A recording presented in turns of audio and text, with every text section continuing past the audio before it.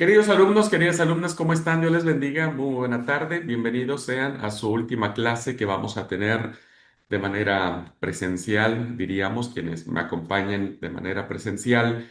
En este caso, Cintia, gracias por estar. Pero el día de mañana estaré grabando la última clase, ¿verdad? Para que podamos cerrar bien el tiempo de estudio. Ahora en esta clase creo que solo me dará tiempo para poder mirar de manera generalizada las cartas de Pablo, ¿verdad? Y bueno, en la siguiente clase estaría abordando ya lo que son las cartas católicas o las cartas universales junto con el Apocalipsis. Así que eso lo voy a grabar mañana, lo subo a la plataforma también para que lo vean y también estaré subiendo las consignas de los exámenes que van a realizar en esta materia. ¿Ok? Bueno, sin más, voy a compartir la pantalla y lo que vamos a hacer ahora es ver las cartas de Pablo. Se le conoce también como cuerpo paulino, ¿verdad? Se le conoce también como cuerpo paulino a las cartas de Pablo. A ver, un segundo. Está acá. Eh, a ver, creo que ahí estamos. Pero,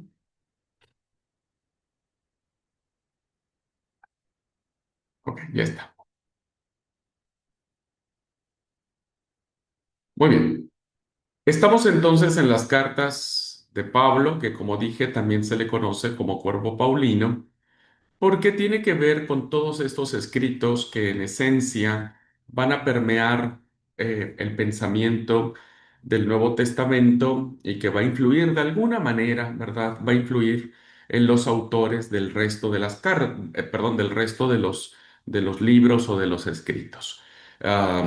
Pablo tiene una teología que está basada en la resurrección y en la glorificación de Jesús y que evidentemente esto, ¿verdad?, va a contribuir a que los autores como Mateo, Marcos, Lucas, Santiago, etcétera, incluso el mismo autor del Apocalipsis, pueda ser influido por el pensamiento paulino.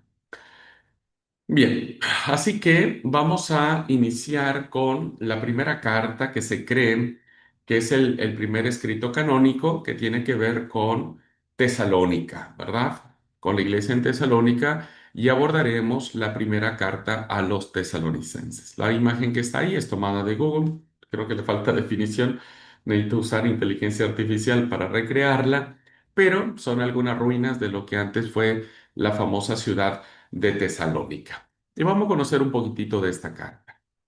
La primera carta a los tesalonicenses, eh, cronológicamente se dice por los biblistas que es la primera carta que escribe el apóstol Pablo, consecuentemente es el primer escrito canónico que se tiene de las escrituras cristianas. Más aún, es el primer documento cristiano que se conserva, escrito por lo menos 20 años después de la muerte del Señor. Eh, Algún día tendremos un diplomado, me parece, de descubrir qué pasaron en esos 20 años desde que el Señor muere hasta que está la primera carta o documento escrito. Así que si el Señor muere en el año 30 y la carta a los tesalonicenses se escribe más o menos en el 49, 50, bueno, tenemos un lapso de tiempo interesante. Cuando leemos la primera carta, hermanos, leemos un texto que rebosa de vida. Es el primer escrito. Recuerden, estamos en la etapa de la expansión, en el desarrollo del cristianismo. Es un tesoro de carta en la que descubrimos elementos básicos de lo que será la iglesia de Jesús a través de los siglos hasta este momento. En el fondo de ella late el mensaje que Pablo había proclamado, perdón, en pocas semanas o meses, porque no estuvo mucho tiempo Pablo en la iglesia de Tesalónica, sobre su misión, la misión de predicar de Jesús. El impacto que produjo Pablo en tesalonicenses, en los tesalonicenses, sí, fue un impacto que evidentemente traía consigo la alegría, el gozo de la vida, del Evangelio, de la proclamación del Cristo resucitado. Si ustedes después en momentos de manera más tranquila pueden leer la carta, no es tan larga, ¿no es cierto? Habla acerca de este deseo. Por ejemplo, dice, el mismo Dios y Padre nuestro y nuestro Señor Jesucristo dirija nuestro camino a ustedes y el Señor los haga crecer y abundar en amor, ¿no? Hay una especie de buenísima onda, si usted me permite, entre los tesalonicenses, que Pablo lo percibe y dice, bueno, que quiero que crezcan más en amor los unos para con los otros y para con todos, como también nosotros lo hacemos para con nosotros, para que sean afirmados vuestros corazones irreprensibles en santidad. O sea, era una iglesia, ¿verdad? En donde había pureza en el corazón, limpieza en el alma, una iglesia que había abrazado el mensaje de Pablo de una manera muy, muy especial. Pablo trae a su memoria las oraciones que han hecho los hermanos de Tesalónica.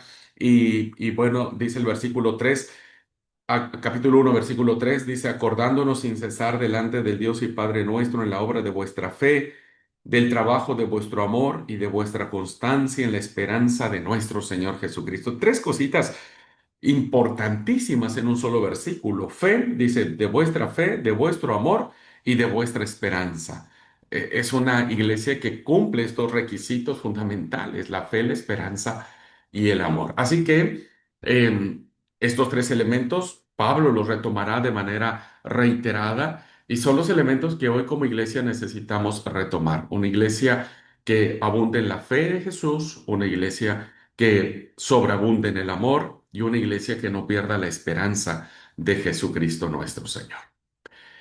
¿Cuál será el mensaje fundamental que vamos a encontrar en Primera de Tesalonicenses? Según este texto que está en el capítulo 1, versículos de 9 al 10, vamos a encontrar dos principios cristianos fundamentales que sirvieron para la iglesia de Tesalónica y que ahora sirven para nosotros hoy. Dice este texto. Todos se hacen lenguas de, como os convertisteis a Dios y renunciasteis a los ídolos para servir a Dios, al Dios vivo y verdadero, en espera de que su Hijo Jesús, a quien resucitó triunfante de la muerte, venga desde el cielo y nos libre del castigo que ha de llegar. Bueno, esto Pablo le escribe a la iglesia de Tesalónica. ¿Por qué se lo escribe? Porque hay dos motivos que Pablo quiere que la iglesia no olvide. Primero, su conversión, ¿verdad? Si algo no tiene que olvidar a una persona es cuando se ha convertido a Cristo, que finalmente es lo primero que nos olvidamos, ¿no? El momento de nuestra conversión. Los paganos cristianos o los gentiles, como nosotros les conocemos, han abandonado a los ídolos que adoraron durante toda su vida. Ídolos en los cuales crecieron y pensaron que estaba bien encomendarse a sus dioses, a sus divinidades, a sus ritos de personas, de estatuas, etcétera. ¿Y qué es lo que les recuerda Pablo? Qué lindo. Ustedes han dejado todo eso y se han convertido o se han vuelto al único Dios verdadero, ¿verdad? Y entonces el gentilismo ahora se une con el judaísmo porque es el judaísmo quien va a proclamar durante todos los siglos en que se establece el Antiguo Testamento que solo hay un solo Dios, que es Yahvé, que es Adonai, que es Elohim, con todos los nombres que nosotros podemos darle a Dios, bueno, es el único Dios verdadero. Entonces, Pablo le recuerda a los tesalonicenses que se han unido al único Dios verdadero. En efecto, hay un fondo común judío que consiste en servir a Dios, que insiste esta gente, estos hermanos nuestros de Tesalónica, que no crecieron con las historias de Abraham, de la historia de José, de Moisés, del pueblo de Israel.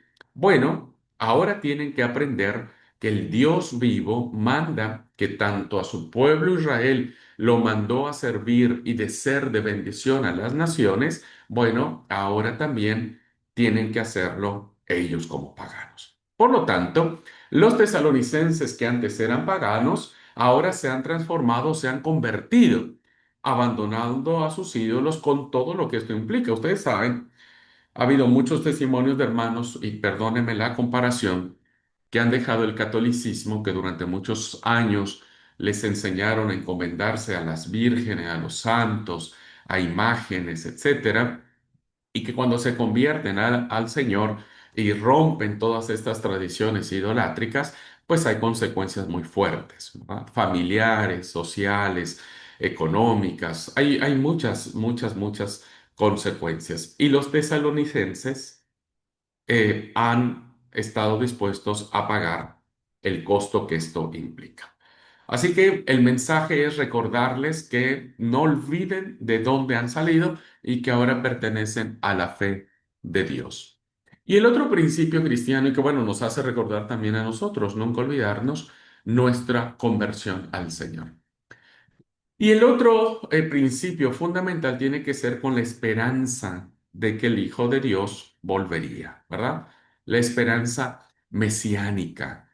Recordemos que Pablo va a reconocer a Jesús como el Mesías, ¿verdad? Como el Mesías de Dios. Entonces, Pablo le dice a los tesalonicenses, todos los cristianos, todos, sean judíos o sean paganos, se van a convertir no solo para servir a Dios, no solo para reflejar el carácter de Dios en su vida, sino también para esperar a Jesucristo en su segunda venida, ¿verdad? Para anhelar que vuelva por segunda vez el Mesías. ¿Verdad? Por eso dice, en espera de que su Hijo Jesús, a quien fue resucitado triunfante de la muerte, venga desde el cielo, ¿no? Regrese otra vez. ¿Qué es lo que sucedía, hermanos? Bueno, sucedía que en el tiempo en que Pablo escribe a los tesalonicenses había una gran expectativa y una gran convicción de que Jesús iba a volver mañana, este mismo día, hoy a la noche el Señor vendría, o mañana temprano, o tal vez la próxima semana. Así que había una expectativa muy grande de la segunda venida del Señor. Por eso Pablo les dice, tenemos que esperar al Señor Jesucristo. Los cristianos comparten con los judíos el monoteísmo, es decir, que tanto los judíos como los cristianos adoramos a un solo Dios. Sin embargo, los judíos siguen esperando al Mesías que no conocen, ¿verdad? Los judíos siguen esperando la revelación del Mesías, porque nunca reconocieron en Jesús al Hijo de Dios. Pero los cristianos estamos esperando no su primera venida, porque ya fue hecha hace más de 2000 años. Los cristianos estamos esperando la segunda venida de Cristo, porque Cristo vino, murió, resucitó, ascendió a los cielos y pronto volverá. ¿Cuándo? No sabemos, ¿verdad?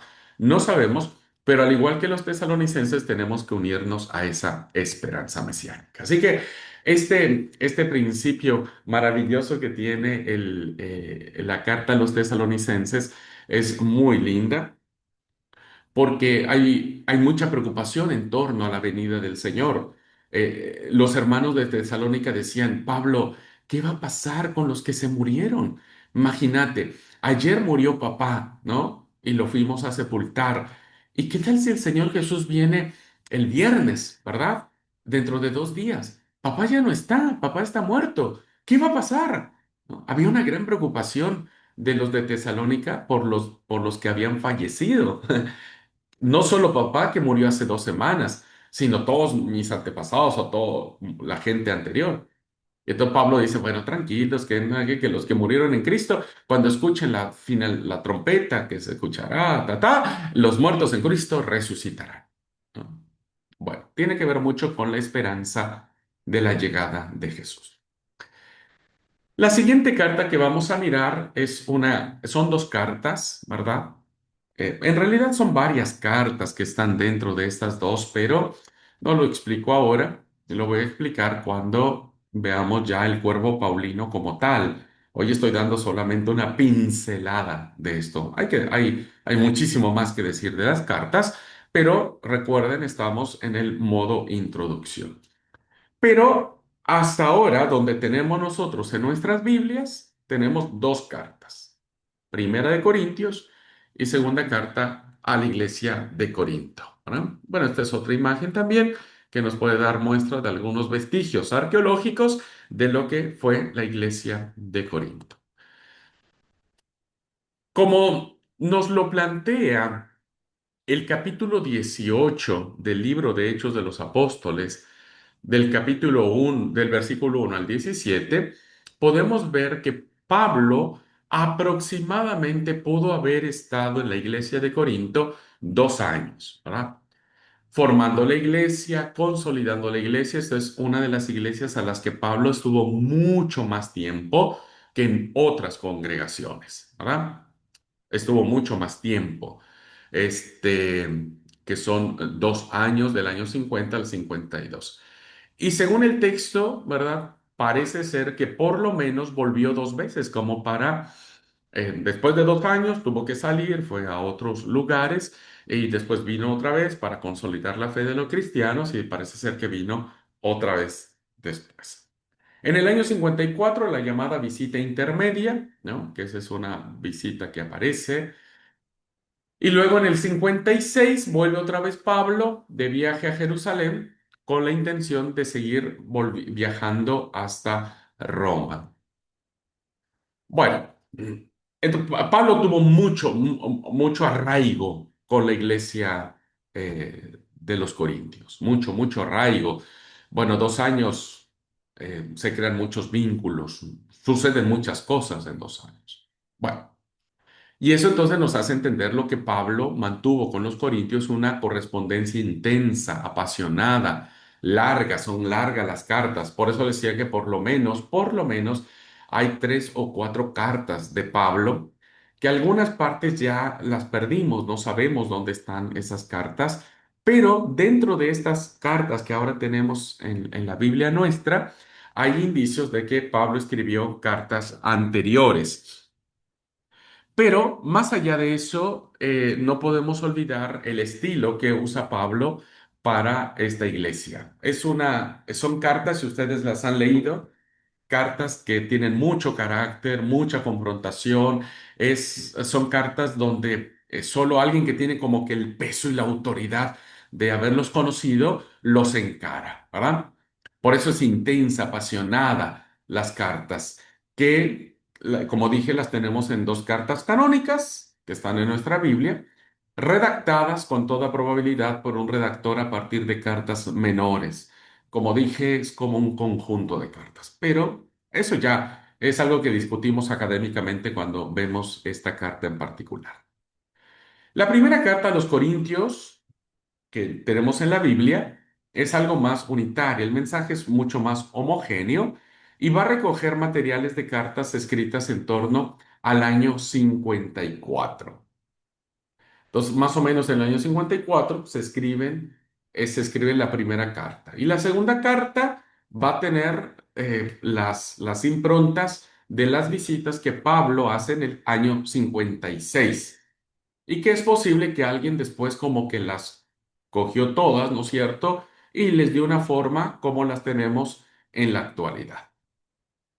¿Cuál es el mensaje fundamental de estas cartas?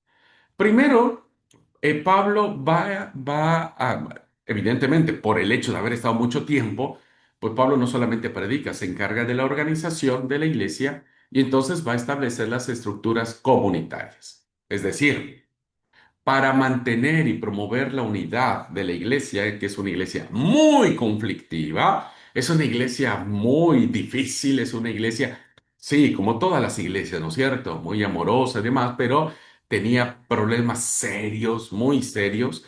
Entonces Pablo lo que hace es promover la unidad y les dice, por favor, no hagan que sus problemas les traiga mayores dramas, ¿no? Entonces tenemos que estar unidos en el amor. Por eso el famoso cántico al amor de 1 Corintios 13 que no es un amor pasional, no es un amor de dos enamorados, es un amor cristiano, ¿verdad? Es un amor sacrificial. Y que tiene que ser a través de esta unidad también de de la diversidad de dones y de caracteres, perdón. Porque resulta que un grave problema que tenía la iglesia es que decían, ah, yo tengo el mejor don. No, no, yo tengo el más porque yo hablo en lenguas. Sí, pero yo hablo en lenguas angelicales. Sí, pero yo tengo el don de profecía. Pero sí, pero yo soy evangelista. Y había otros que decían, híjole, yo soy el portero de la iglesia nomás. Y esto provocaba muchas divisiones, ¿no? Por eso Pablo propone un modelo de estructuras donde todos entiendan que formamos parte del cuerpo de Cristo. Ujú. Así que las iglesias de Pablo son carismáticas en sentido muy intenso, es decir, son iglesias que tienden a la expresión, ¿no? A veces exagerada, de la vivencia del Espíritu, ¿verdad? De la experiencia del Espíritu. Y entonces se entiende que la manera de actuar del Espíritu es de diversas maneras. Pero Pablo les dice, el Espíritu se manifiesta en cada uno, ¿verdad? Y tiene su propia fuerza. Pero nunca, nunca la posesión del Espíritu va a ser para dividir a la iglesia. Jamás. Quien posea el espíritu, la experiencia de vivir el espíritu, debe ser siempre al servicio de la iglesia. Así que si vos tenés un don que vos crees que que sos el mejor, bueno, ese don tiene que ser para que la iglesia sea edificada. Vos tenés que utilizar tus dones para que la iglesia sea edificada.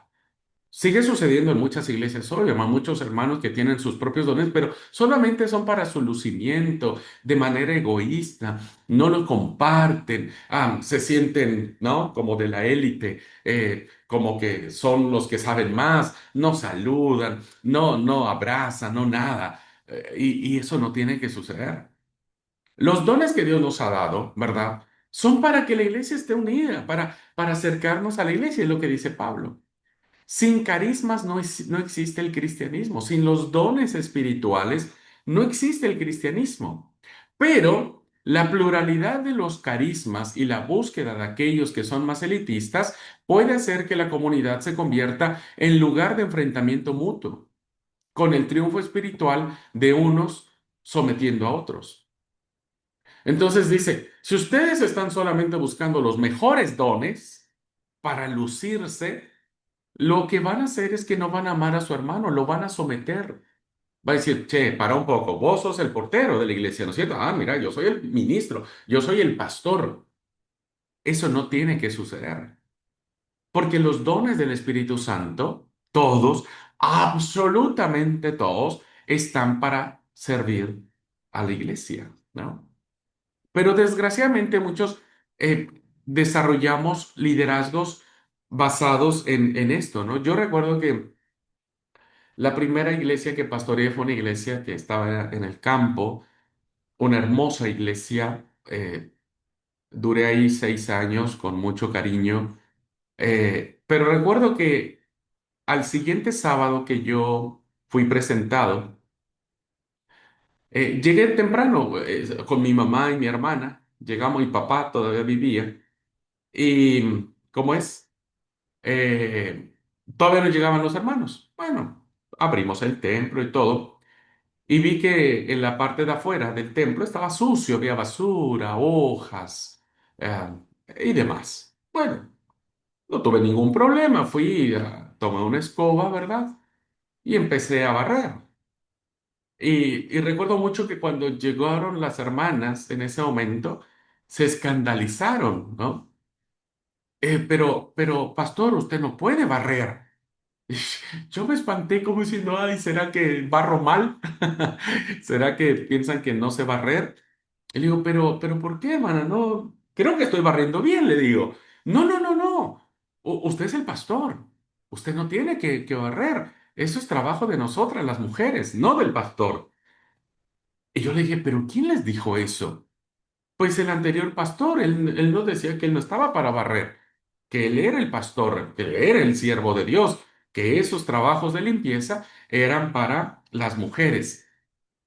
Entonces, fíjense cómo todavía, y yo le dije, no, no, pues aquí vamos a cambiar de mentalidad, ¿verdad? Ya después me arrepentí porque luego se aprovechaban de mí. Entonces, bueno, que barra el pastor. No, cambiamos la estructura porque yo soy el pastor, pero yo no soy más que ustedes, en lo absoluto. Así que, en ese sentido, hermanos, la comunidad de Corinto pasaba eso y entonces Pablo les dice, tengan tranquilos. Por eso, para combatir esto, Pablo va a proponer que los diversos carismas o dones espirituales, como dije, están al servicio del amor unos a otros. Si no, no tiene sentido. De tal forma que la comunidad, la iglesia, se constituye en una forma de cuerpo de Cristo. Y el cuerpo de Cristo no está dividido. El cuerpo de Cristo, la mano no lastima a la otra mano. La cabeza no golpea los hombros o los pies, un pie no golpea al otro pie, ¿no? Cada uno vive y actúa al servicio de los demás. Así que de esto trata la carta a los Corintios. Otro mensaje más que encontramos es que Pablo tiene que defender afortunado o desafortunadamente su apostolado, ¿verdad? ¿Por qué? Porque había algunos que criticaban a Pablo y decían, vos no sos apóstol del Señor, vos no tenés autoridad. Así que no quieres venir a imponernos cosas, así que rechazaban su modo de evangelización, porque Pablo traía un mensaje universalista, su forma de entender la vida de la comunidad.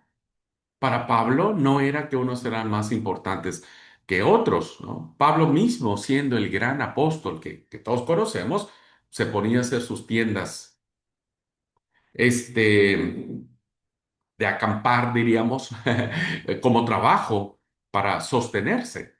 Así que para defender su trabajo, el apóstol debe defenderse a sí mismo y emprender su defensa o la apología de su apostolado. Y va a exponer los aspectos básicos de su proyecto. Va a decir, bueno, yo soy un gran apóstol. El Señor se le apareció a Pedro, a los 12, se le apareció a los apóstoles, se le apareció a 500, se le apareció a Santiago, se le apareció a un montón de cosas y después, como un abortivo, dijo Pablo en Corintios, se me apareció a mí. Así que quédense re tranquilos porque yo soy un apóstol de Jesucristo. Así que va a exponer los aspectos básicos de su proyecto en una serie de apasionados argumentos y contraargumentos que nos ofrecen el testimonio más variado y rico de la historia cristiana. Es una carta profundamente eclesial, con algunos sermones de tinte apocalíptico o de tinte escatológico, pero la mayoría va a estar centrado en que la iglesia aprenda a ser iglesia y que Pablo diga lo que yo les he dicho, no lo digo yo, sino lo dice el Espíritu de Jesús a través de mí. Y esa es la defensa que hace de su apostolado. Bueno, entonces Corinto da mucho más para decir, pero he abarcado dos cosas importantes que me parece que nos dan una idea más o menos para dónde van las dos cartas de Pablo a los Corintios. Bueno, vamos a la siguiente carta y es la carta a los Gálatas. Hay algunos vestigios de lo que antes pudo haber sido el lugar donde Pablo visitó, pudo haber pisado, pudo haber... aunque la visita a los Gálatas fue muy corta, ¿verdad? Si no mal recuerdo, 2 semanas más o menos, Pablo estuvo en Galacia. Bueno, a lo mejor le dio tiempo para hacer un pequeño tour, no lo sabemos, pero bueno, es como para que sepamos cómo eran antes las cosas. Galacia, la región de Galacia, ¿verdad? Debió ser el primer destino misionero de Pablo tras el concilio de Jerusalén en torno al año 49. Recuerdan que en el libro de Hechos hay una historia en donde hay un concilio y a donde a Pablo se le dice, está bien Pablo, no vamos a obligar a los paganos a circuncidarse. Solo te pedimos que no coman carne de ahogado y que no sacrifiquen a los indios. Punto. Bueno, está bien. Es parte del cristianismo. Y al parecer, cuando Pablo sale de ese concilio con la resolución en mano, va a Galacia a predicar la buena noticia. No se sabe muy bien dónde se produjo, pues esa región podía entenderse de formas distintas, según criterios políticos o sociales. Miren, rápido le explico este párrafo. Resulta que cuando Pablo dice a la iglesia de Galacia, ¿verdad? Galacia es una región muy grande, ¿no? Muy grande, que estaba dividido en términos políticos en dos, el norte y el sur. Al norte se le llamaba la Alta Galacia y al sur se le llamaba la Baja Galacia, ¿no? Cuando Pablo escribe a los Gálatas, no sabemos a qué región estaba, no sabemos dónde la iglesia realmente se estableció, si en la Alta Galacia o en la Baja Galacia. Por eso no podemos ubicar, ¿verdad? El lugar exacto donde la iglesia pudo haberse establecido y la iglesia a la que Pablo le dirigió su mensaje.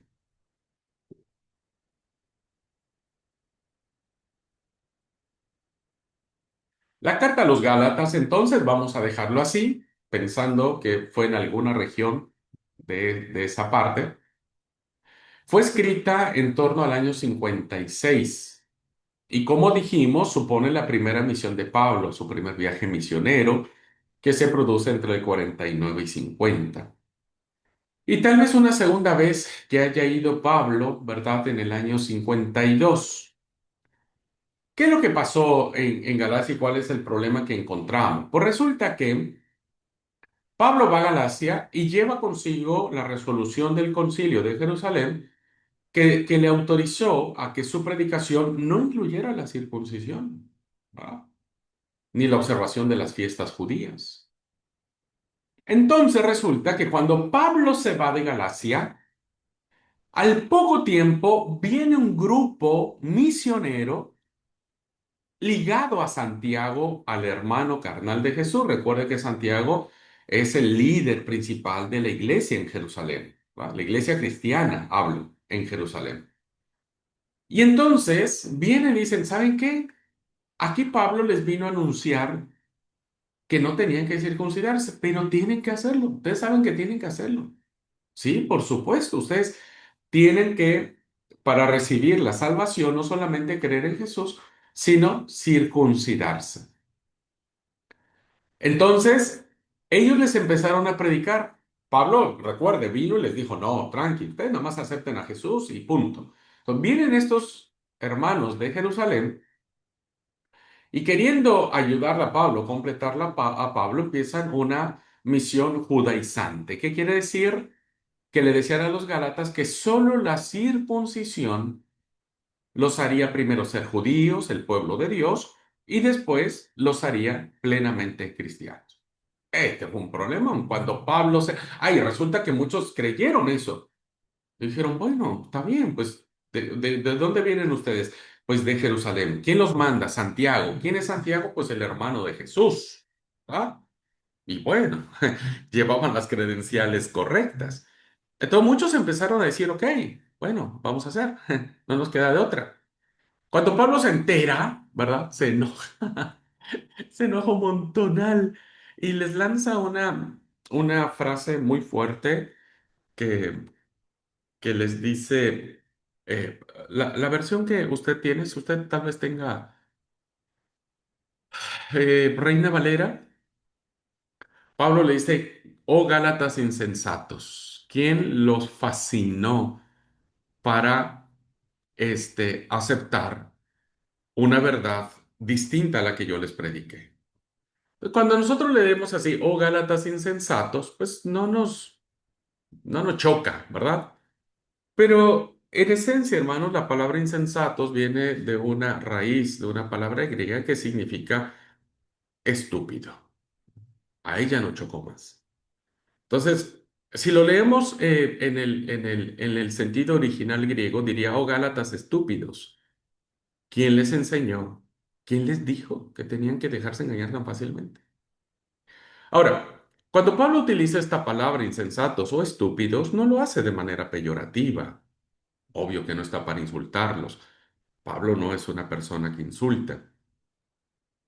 Lo estúpido es lo que se hace sin sentido, ¿verdad? O sea, como que no lo reflexionas.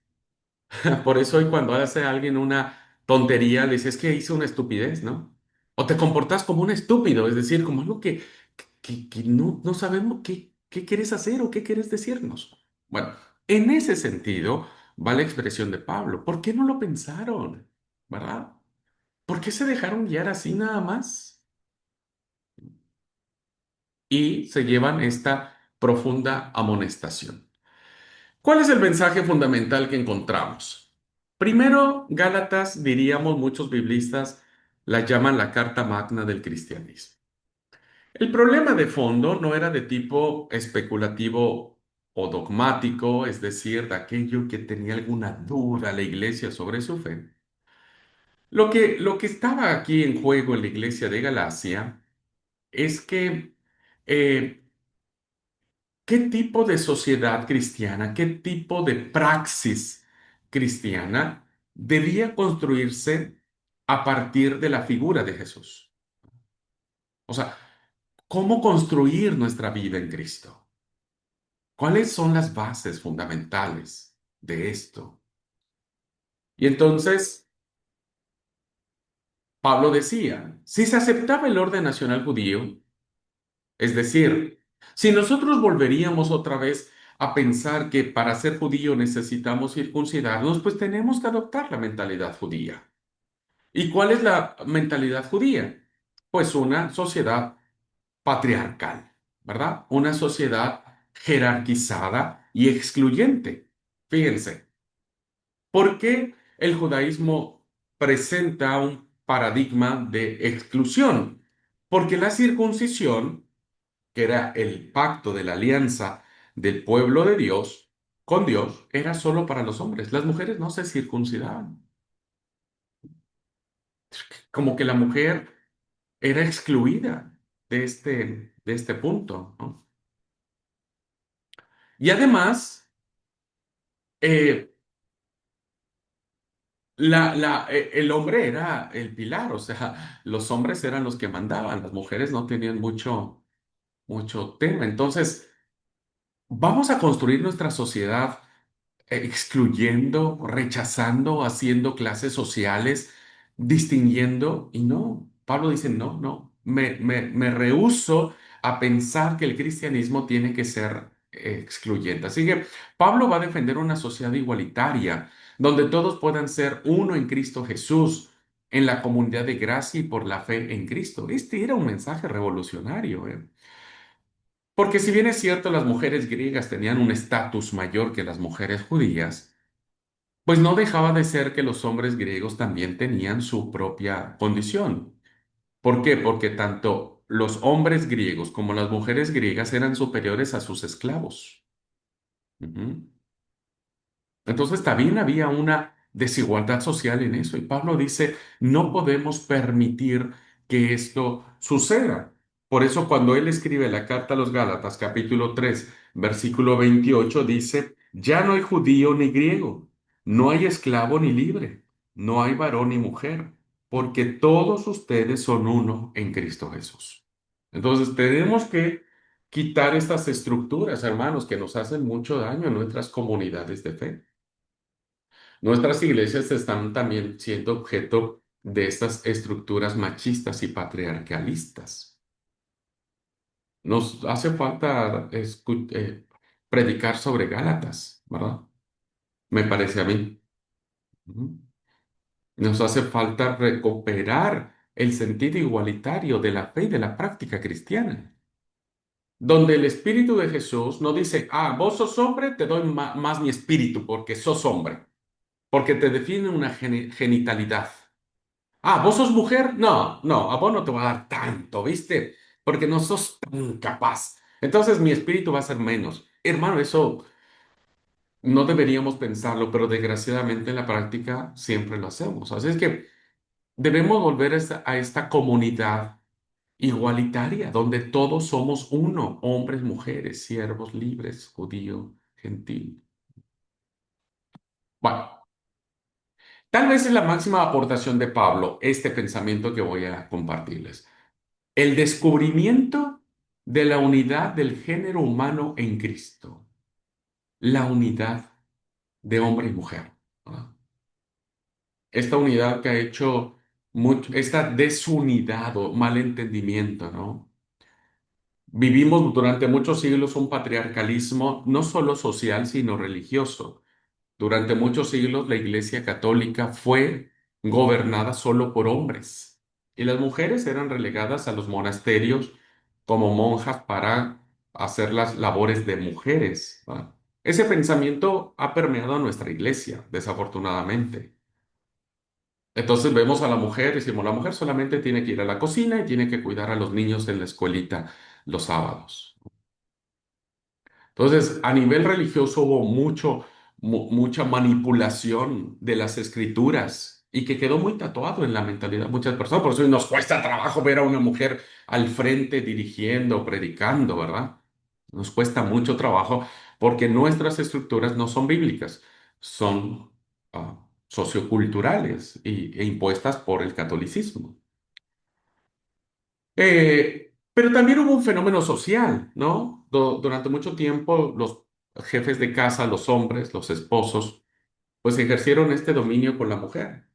Entonces muchos vivimos todavía en sociedades muy machistas. La mexicana es una sociedad muy machista, ¿verdad? En donde decía, y había un dicho que decía, la mujer solo sirve para hacer el amor y para tener hijos, diríamos, y para cocinar. Solo para eso sirve la mujer. Hay muchas comunidades donde hoy usted ve caminando a una pareja, el hombre siempre va adelante, la mujer va atrás, ¿no? A la hora de dar de comer, eh, al primero que se le sirve es al hombre, al esposo, luego a los hijos y al último la esposa puede comer. Bueno, esto hizo mucho daño, sin duda, a las estructuras, ¿verdad? Sociales y mucho daño a la estructura más divina y más sagrada que tenemos, que es la familia. Desafortunadamente, con el paso del tiempo, como todo, ¿verdad? La respuesta social fue ahora crear un falso feminismo, ¿no? En donde ahora hay un cierto empoderamiento por parte de las mujeres, en donde se están convirtiendo en aquello que han criticado durante mucho tiempo. Porque ahora quienes ejercen la violencia son ellas, quienes ejercen el dominio son ellas, porque ahora hay una actitud de revancha y de desquite, ¿no? Y entonces hoy vemos en los movimientos a favor del aborto diciendo es mi cuerpo, es mi decisión, yo decido lo que hago, ¿no? Es como una especie de catalizador de decir yo no voy a aceptar que nadie más me diga lo que tengo que hacer. Pues esos dos fenómenos, hermanos, no son bíblicos, ¿no? No son bíblicos. El hecho de que una mujer pueda ejercer un liderazgo importante dentro de la iglesia como una diaconía, una diaconisa, pues no significa que va a ser, ¿verdad?, mayor que nadie. Bueno, esto es lo que encontramos en la carta a los Gálatas. La unidad de las personas en Jesús. Y algo estoy cierto es que Jesús no fue ningún machista, ni su espíritu lo es ahora. Se me ha encargado hacer un estudio bíblico sobre el papel de la mujer en su diaconía, es decir, qué significa para una mujer ser diaconisa. Y hay muchas cosas que tal vez a muchos no nos van a gustar porque estamos impuestos en estas estructuras. Pero yo, como digo, siempre hay que abrirnos a lo que Dios dice, ¿verdad? Bueno, sigo diciendo. El descubrimiento tal, a quien el mismo Dios de Israel ha enviado para liberar a todos del sometimiento a la ley y para hacerles vivir la libertad de los hijos de Dios. Cuando hay estas posturas, ¿verdad? Cuando un líder hombre sobaja a una líder mujer, seguimos esclavizados, seguimos siendo cautivos de nuestras propias interpretaciones. Los hijos y las hijas de Dios, ¿verdad?, tenemos que movernos en la libertad del Espíritu, movidos por la experiencia del Espíritu, ¿no? Ahora en Jesús somos iguales, en todos los sentidos, porque no encontraría yo un pasaje donde dijera, bueno, las mujeres tienen derecho a esto porque dijo Dios, o sea, somos iguales, sí dijo Dios, en Jesús somos iguales, pero, las mujeres acá y las mujeres allá. Bueno, eso sería básicamente uno de los grandes principios igualitarios que encontramos en la Carta a los Gálatas. Seguimos ahora la Carta a los Filipenses, ¿no? Bueno, ¿qué podemos decir de la Carta del Gozo que se le conoce? Viniendo del Oriente, la primera ciudad europea que Pablo encuentra y que evangeliza es Filipos, ¿verdad? Donde se asienta ahí entre el 49 y 50 y funda una comunidad de cristianos de origen gentil. Lucas no nos dice nada de la misión en Galacia, sin en cambio ofrece un amplio relato de la fundación de la iglesia de Filipos. Hay un capítulo completo, el capítulo 16 del 11 al 40, en donde en Lucas, en Hechos de los Apóstoles, nos va a decir qué pasó en Filipos. Y pasaron tres cosas maravillosas. Primero es un relato dirigido a los judíos y luego a los gentiles. Pero acá también surgieron problemas contra la misión de Pablo con algunos judeocristianos. A Pablo lo persiguieron, por todos lados. Había gente que iba detrás y decía, no, no le hagan caso a Pablo, Pablo está equivocado, ustedes tienen que circuncidarse. Ujú. De ahí que la temática de esta carta, escrita hacia el 54-55, probablemente desde la cárcel de Éfeso, sea semejante a la carta de los Gálatas. ¿Cuál es el mensaje fundamental? Bueno, a ver, déjenme ver, creo que no lo encontramos acá. Voy a platicar un poquito sobre el segundo párrafo, solo muy rápido como para que vean qué es lo que nos contó Lucas en el capítulo 16 del 11 al 40. Es una narración que nos cuenta tres historias. Tres historias que no tienen nada de inocentes, ¿verdad? Sino que tienen un profundo peso. La primera historia es de una mujer gentil, empoderada, empresaria, rica, con mucha plata, piadosa, que se reúne a orar y que va a permitir que en su casa se funde una iglesia, diríamos, ¿verdad? Y esa mujer se llama Lidia. Segundo relato, vamos a encontrar a una chica, no sabemos su nombre, una jovencita que era utilizada, ¿verdad?, por unos hombres para eh, adivinar, ¿no? Como que tenía un espíritu adivinatorio, la chica, y entonces los tipos que la sometían, pues hacía negocio con esta chica, ¿verdad? Hacía negocio con esta chica. Y el tercer personaje en este relato tiene que ver con un carcelero, alguien que está ligado a la jerarquía de, de Roma, ¿verdad? Y que pues está vinculado a un ambiente pues muy rudo, muy cruel, porque imagínense cuidar a los presos no es nada sencillo, ¿verdad? Y demás. Bueno, tres relatos que nos hacen ver que la misión de Pablo es una misión universal. Y ahora lo vamos a ver en el mensaje fundamental. ¿Por qué? Porque Lidia representa el movimiento hacia Europa, ¿verdad? Pero también hacia la figura de la mujer que Lidia es usada de manera impresionante por Dios para que el mensaje llegue. Entonces, aunque tiene plata, Lidia es digna del mensaje de Jesús. La chica está vinculada a los estratos más bajos, a los desposeídos, a los pobres, a los excluidos, a los que no tienen ni voz ni voto y que son sometidos por los poderosos, por los fuertes, y que se valen de ellos para sus propias ganancias. Entonces el Evangelio también llega hacia los desposeídos, hacia los maltratados, hacia los enfermos, hacia los esclavos, ¿verdad? Y el carcelero nos habla del mundo de Roma, el mundo de lo que representa el sistema en ese momento, ¿no? Porque a Pablo lo mandan a una cárcel romana. Entonces, el carcelero de Filipos, ¿no es cierto?, que termina bautizándose con toda su familia, representa que el Evangelio también rompe las barreras, ah, diríamos, eh, de nación, diríamos, de idea de que el Evangelio no es solamente para los judíos, sino que también es para todos. Entonces, fíjense cómo en esos tres relatos encontramos las claves teológicas que Pablo tuvo al momento de predicar el Evangelio en Filipos. ¿Ok?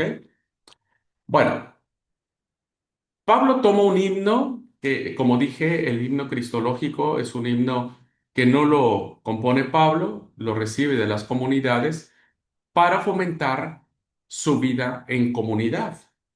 Porque fíjense, cuando ustedes leen este himno que dice, hay en vosotros este sentir que hubo en Cristo Jesús, etcétera, etcétera, los conocemos. En el capítulo 15, capítulo 2, versículo 15 dice, para que seáis irreprensibles y sencillos, hijos de Dios sin mancha, en medio de una generación maligna y perversa, en medio de lo cual resplandecéis como luminares en el mundo. Ustedes son luminares, la comunidad, no alguien en particular. Entonces, ustedes tienen que encarar el mensaje de Cristo, la forma de Cristo. Porque eso dijo Pablo, ¿no? Eh, haya pues en vosotros el mismo sentir que hubo Cristo Jesús. Debe ser lo mismo. Si no nos sirve, hermano, si no estamos jugando con esto.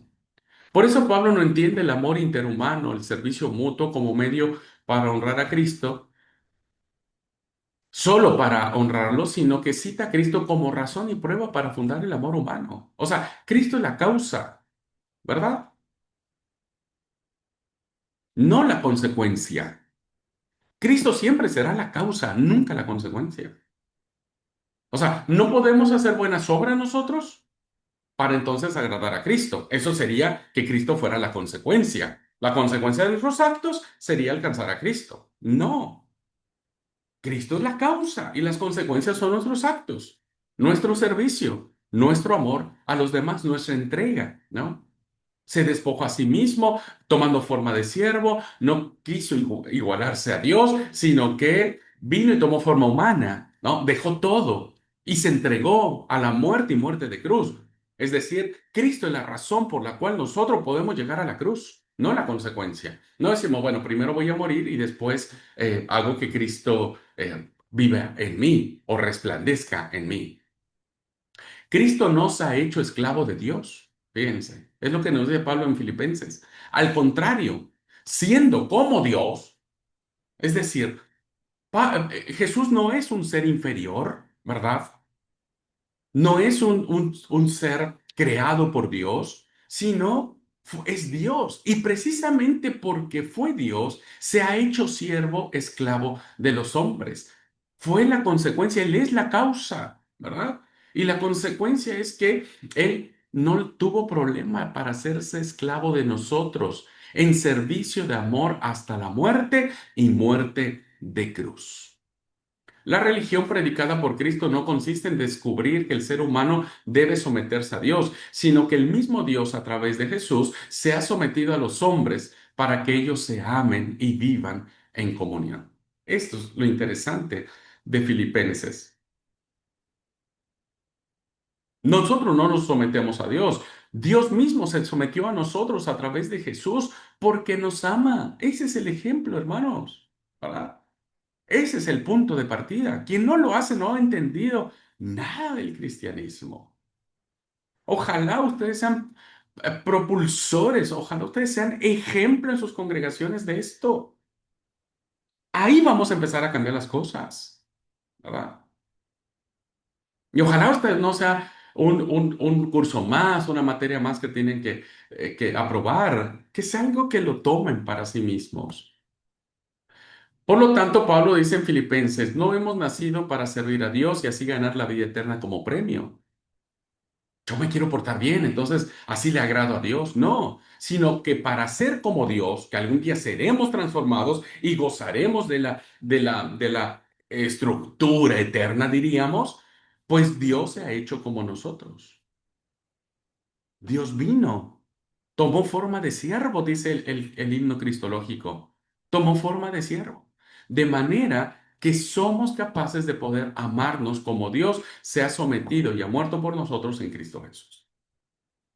Todavía hay iglesias que se siguen peleando, que no se quieren unos con otros, que este habla de aquel, que este habla al otro, de que este ya le puso cara al otro, que este ya habló mal del otro y así hizo un chisme, ya. Bueno, ojalá y Filipenses también vuelva a ser parte de de nuestro quehacer como iglesia. Bueno, vamos a otra carta, que esta es mi favorita, que es la carta a Filemón. Es mi favorita. Bueno, esta es una carta chiquitita, es una carta muy personal. Creo que Pablo cuando la escribió nunca pensó que iba a caer en manos de alguien como para que la leyéramos todos. Bueno, este pequeño librito, saludo más bien, parece escrito al mismo tiempo que la carta a los Filipenses. Parece que también fue escrito desde la cárcel de Éfeso. Pues la situación es la misma. Pablo está preso, está encarcelado, pero goza de una relativa libertad y se preocupa, pues, por su gente, ¿no? Qué ejemplo maravilloso de Pablo. Nosotros cuando estamos en un problema, ¿qué hacemos? No, no, yo no quiero saber de nadie. No, no, a mí no me vengan a contar el problema de nadie. Yo quiero resolver mi situación. Yo quiero salir de mi situación, ¿no? A veces somos egoístas en eso. Pablo no le importaba cómo estaba. Él quería y necesitaba preocuparse por los demás. Bueno, entre estos está un personaje llamado Onésimo, que es un esclavo que huyó de la casa de Filemón. Bueno, Onésimo es una persona que Pablo conoce probablemente en la cárcel y entonces Pablo manda de nuevo a Onésimo a su amo Filemón y le escribe una carta y le pide un favor a su amigo Filemón. Pablo le dice a Filemón, Filemón, recibe a Onésimo. Yo sé que te hizo mucho mal, pero ya se arrepintió, ha aceptado a Cristo, su vida es diferente, recíbelo no como eh, esclavo, sino como hermano, y recíbelo con amor. Así que la fe común convierte al dueño, al esclavo y al apóstol en hermanos. Es una carta, yo cuando veamos cartas paulinas, tengo toda una clase de Filemón, ¿verdad? Tengo toda una clase de una cartita chiquitita, pero que es maravilloso. Entonces, el principio fundamental de esta carta es que ya no somos esclavos sino hermanos. Cuando Pablo le dice a Filemón, recibí a Onésimo, pero no, no lo vuelvas a ser esclavo, es tu hermano ahora porque ha creído en Jesucristo. Fíjense cómo se rompen las barreras, ¿verdad? Y las estructuras, que como dije, a veces nos cuesta trabajo romperlas para que romperlas. Por eso en esta breve pero cuidada epístola, una joya hermosa, Pablo muestra las implicaciones de la fraternidad cristiana al exponer el valor de la igualdad de los creyentes y en particular la acogida a los esclavos. O sea, uno puede recibir a alguien que es su igual y que amas, ¿verdad? No lo recibe. Pero aquí estamos en un grave problema. Onésimo le robó a Filemón, o sea, le hizo un mal. ¿Quién va a recibir a alguien que te robó algo? Así como diciendo, ah, bueno, pasa, sí, ay, qué bienvenido, vamos a una comidita, vamos a hacer un asadito para recibirte. Y nadie, ¿verdad? Creo que lo mínimo que uno podría, le diría le diría a esa persona una que otra cosa fuerte, o llamaría a la policía, ¿no? Ahora, ponele que uno dice, está bien, yo te perdono ya. Bueno, no te quiero ver, no vuelvas más nunca a mi casa, andate. No. La fe cristiana o la práctica cristiana es decir, mételo a tu casa porque él ya ha cambiado, porque él ha recibido a Cristo, porque doy testimonio de eso, dijo Pablo, y recíbelo como hermano amado. Fíjense, esa es la palabra que usa, como hermano amado. No, en fin, no, no voy a expoliar más el libro de Filemón hasta que lleguemos a ese momento, pero la verdad que es una carta maravillosa. Bueno, vamos ahora a la carta a los romanos. Romanos, antes de iniciar el camino que los llevara a Éfeso, de Éfeso a Jerusalén y de allí a Roma, Pablo escribe desde la ciudad de Corinto la gran carta a los romanos, más o menos en el año 56. En esta carta es una carta de doctrina, es un tratado teológico, le llaman los eruditos. Uno de los textos antropológicos, es decir, que tienen que ver con la realidad del hombre, la esencia del ser humano, y teológicos más importantes de la humanidad. Es la carta más larga de Pablo. En ella, Pablo expresa su cosmovisión de Cristo y el camino de salvación. Está dirigida a la capital de un imperio, el Imperio Romano, que es el que está siendo el líder ahí, que tuvo su fin, pero que Pablo expresó aquí que sigue siendo una palabra básica de vida y de esperanza para los cristianos. Sin romanos no podemos entender la teología cristiana ni los movimientos filosóficos modernos de Europa, porque Romanos es realmente, no es una carta eclesial, sino un tratado teológico, como les platiqué. ¿Ok? ¿Cuál es el mensaje fundamental? Bueno, Romanos es la culminación de todo el pensamiento de Pablo, que entiende la vida como enfrentamiento apocalíptico, ¿no? Con esta idea del bien y el bien que Dios ofrece en Cristo y el mal que la humanidad sigue ofreciendo. En ese contexto, el ser humano solo puede salvarse por la fe, es decir, por la gracia de Dios. No tiene que hacer nada, ¿no? El mal de la humanidad no puede vencer si vos aceptás a Cristo como Señor. Pablo tenía que presentar su teología a una iglesia que él no había fundado. Pablo no fundó la iglesia de Roma, no los conocía, es más, pero debía mostrar su comunión vital con ella. Debía escribir una carta y miren que se ganó el aprecio de la iglesia de Roma con esta carta. Muchos argumentos de Romanos ya estaban expuestos en otras cartas. Pablo lo que hace es sistematizarlas. Por eso dijimos que es un tratado teológico, porque sistematiza, ¿verdad? Lo pone como en orden y eso es muy valioso. Por eso el apóstol debe hacer un gran esfuerzo para presentar su teología a unos cristianos que en principio no tienen por qué aceptar su escrito, que no lo conocen. Pablo no ha ido a Roma. Sin en cambio, no puede apelar a las razones de su vida personales como lo hace en las cartas a Gálatas y Filipenses, diciendo yo soy un apóstol de Dios, como lo hace en Corinto, es decir, su autoridad, yo soy un apóstol.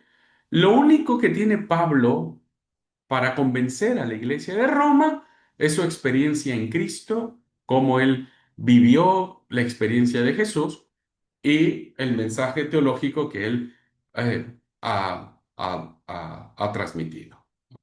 Es lo que tiene.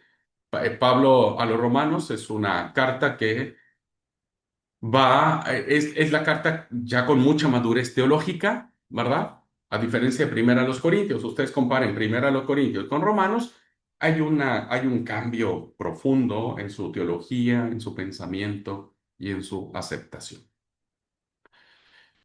Bueno, seguimos ahora con la carta a los Colosenses.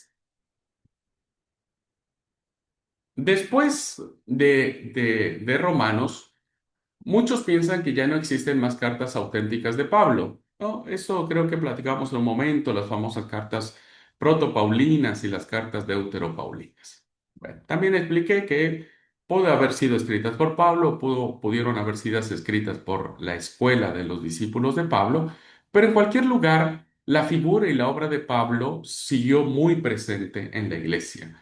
Así que podríamos hablar de Pablo después de Pablo, ¿verdad? Un segundito, por favor.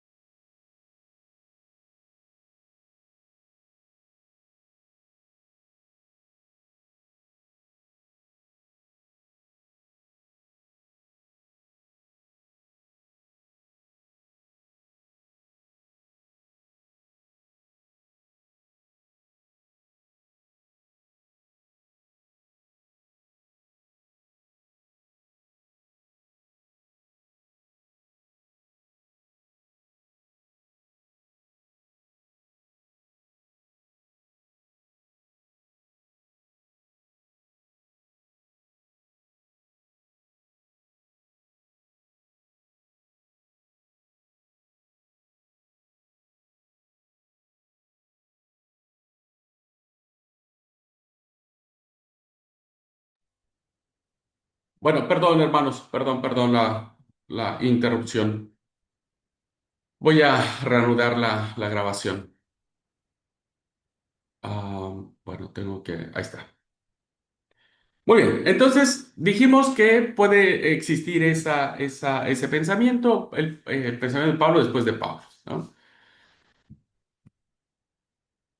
La iglesia y la ciudad de Colosas y su entorno no habían sido fundadas directamente por Pablo, sino por sus discípulos o por colaboradores. Recuerden que Pablo no es el único protagonista de la historia. Hay muchos hombres y mujeres que están dispuestos a esto. Bueno, en esas iglesias, algunos cristianos de origen judío, pero de tendencia más gnóstica que legalista, quisieron reinterpretar el Evangelio. Ese es el problema que enfrenta la iglesia de Colosas, los gnósticos. ¿Va? Eh, en categorías más sagradas de conocimientos, propios de un judaísmo de sacralidad cósmica, es decir, que el pensamiento se elevaba de lo material a lo inmaterial, de lo temporal a lo eterno, ¿no? Entonces, quieren introducir en la iglesia un sistema ritual de comidas, de celebraciones litúrgicas vinculadas a ciertas etapas del año, relacionadas con ángeles celestiales que aparecen como intermediarios de Dios para la humanidad. Es decir, hay un pensamiento gnóstico dentro de la iglesia que tiende a llevar a esta idea de que la realidad del Evangelio es una realidad más de misterio, ¿verdad? Más de misterio, más de lo sobrenatural. Así que bueno, esto podríamos decir solo de Colosas.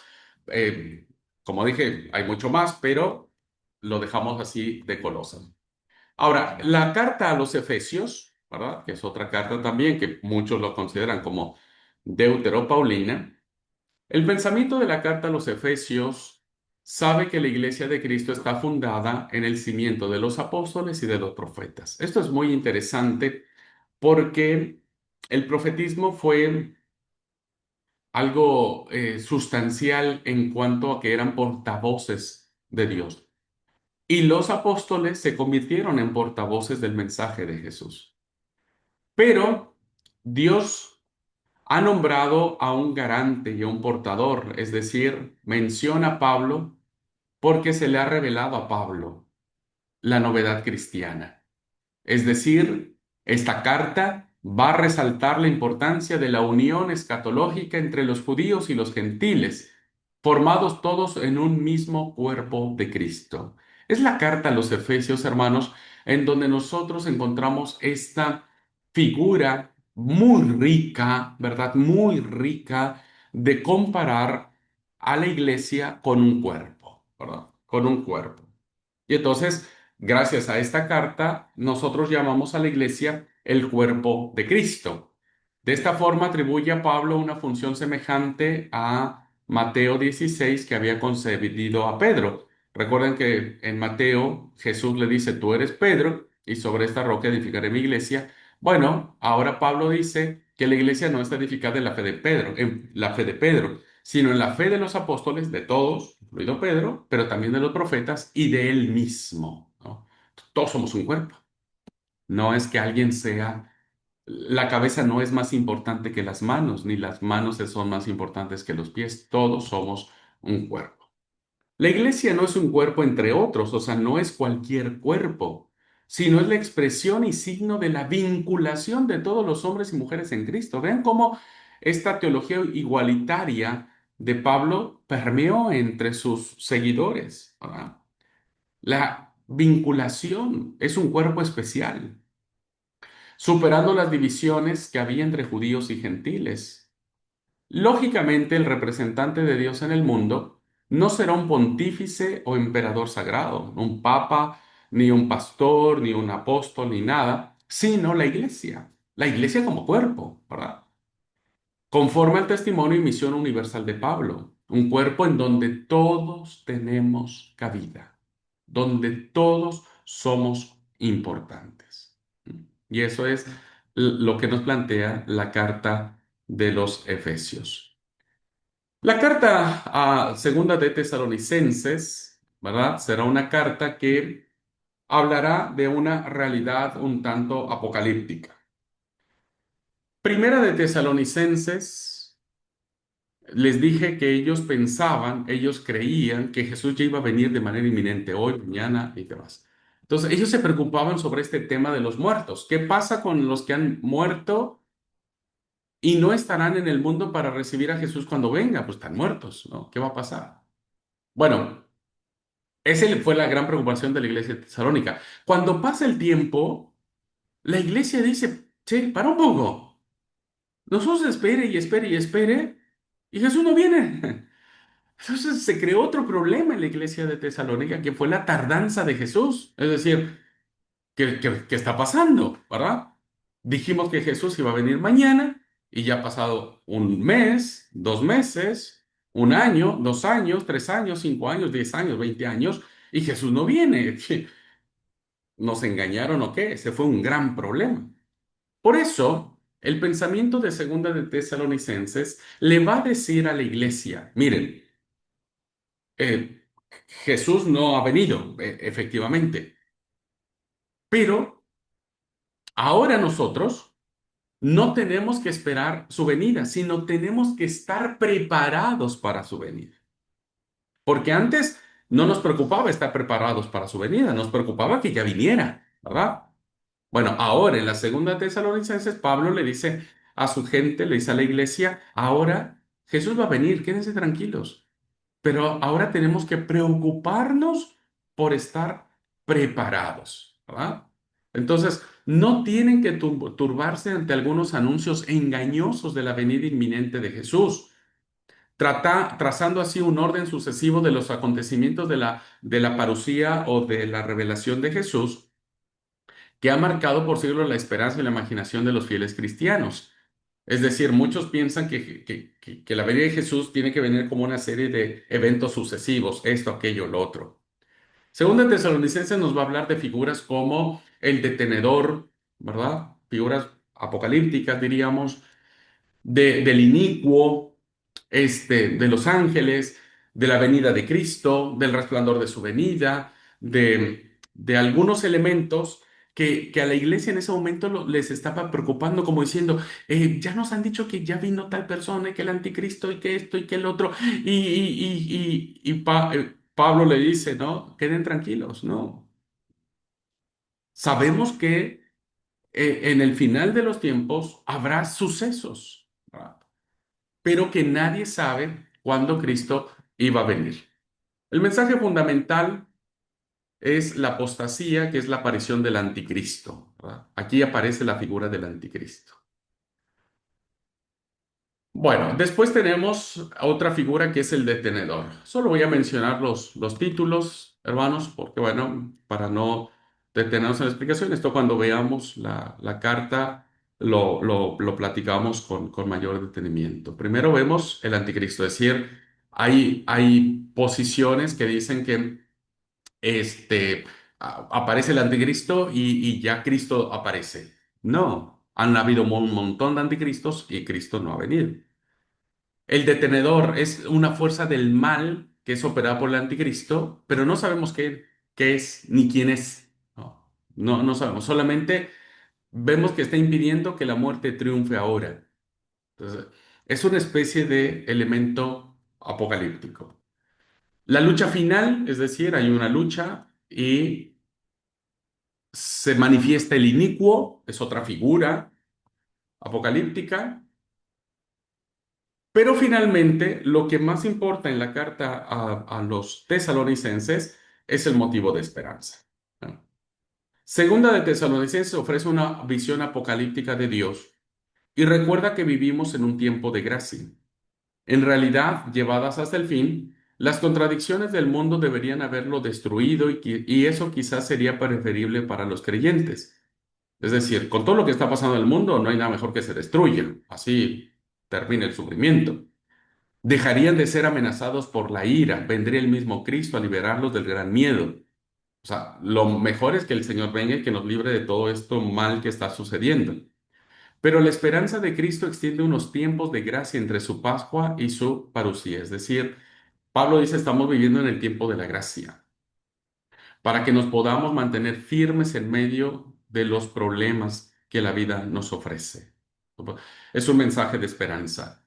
Vamos a esperar al Señor, pero mientras tanto debemos estar preparados para lo que está pasando hoy en día.